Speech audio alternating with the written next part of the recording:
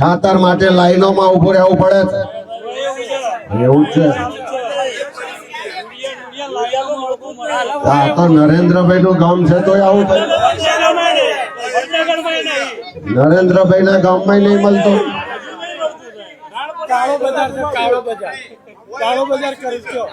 દુનિયા વાળા તો એમ કે વડનગર વાળા તો લીલા લહેર છે.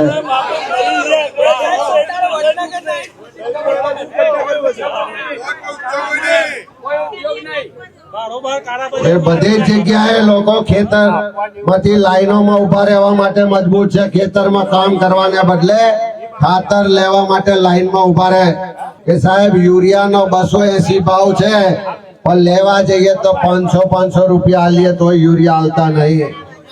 અને પાછી પેલી નાની એક બોટલ હાલે છે ને, શું હાલે છે?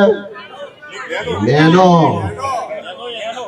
આ નેનો એક પેલા ગાંધીનગર આગળ લાયા હતા તો આ સરકારે ગાડી બનાવવા માટે 33,000 કરોડ રૂપિયા નરેન્દ્ર મોદીની સરકારે તમારા મારા ટેક્સના પૈસા એક ઉદ્યોગપતિને આપ્યા હતા.